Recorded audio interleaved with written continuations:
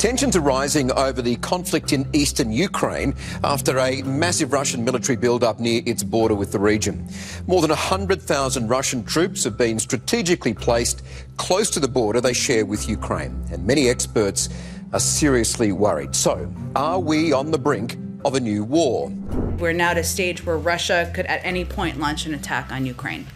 I would say that's more stark than we have been. To understand what's going on, we're going to explain the Russia-Ukraine conflict and how it's led to what's happening today.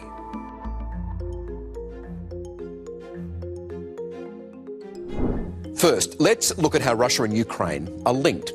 Their history goes back as far as the 9th century, when a group of people called the Rus moved their capital to Kiev.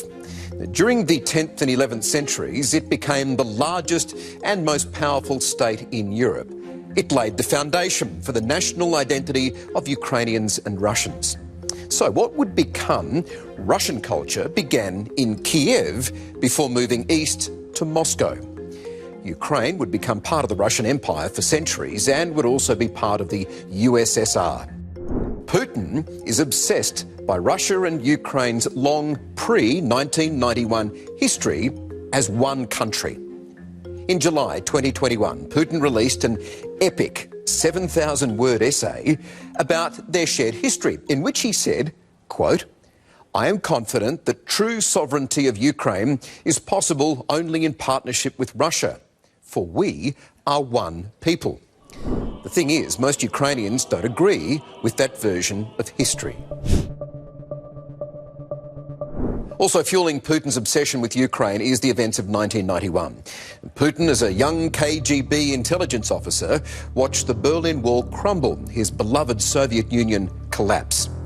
Since then, he's been on a mission to return Russia to what he believes is its rightful place on the world stage.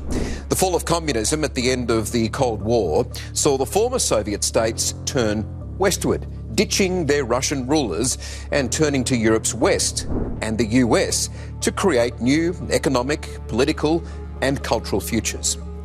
In 1991, Ukraine gained its independence from the Soviet Union.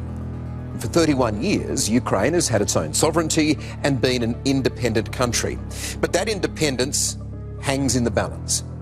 Putin is driven by a sense of righting what he sees as history's wrongs.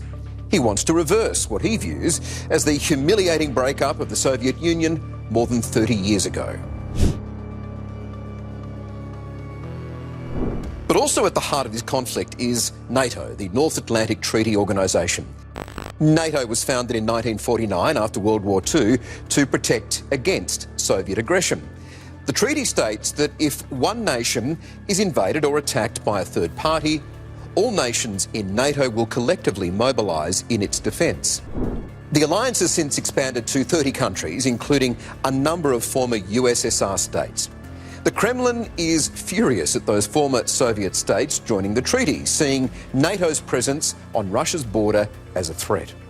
Now, Putin has demanded guarantees from NATO that Ukraine and Georgia, another former Soviet republic that Russia briefly invaded in 2008, never be allowed to join the alliance. But NATO allies say Putin cannot deny Ukraine or any country that right. Ukraine has long fought to join NATO and is still working on making that goal a reality. To say Putin hates NATO would be an understatement. April 2008 was the last time Putin attended a NATO meeting. The Russian president said then that allowing Ukraine to join NATO would be a direct threat to Russian security. He told the US and German leaders, quote, "For me, Ukraine is not a real country." Now, Russia claims that in the early 90s, at the end of the Cold War, the US pledged that they would not let NATO expand eastward. But that claim has been debunked, including by the former Russian President Gorbachev. The topic was never discussed. Now, those arguments are completely ignored by Vladimir Putin. So they're the historical ties between Russia and Ukraine. In the next video, we'll explain how and why the conflict started in 2013 and whether it might lead to an all-out war.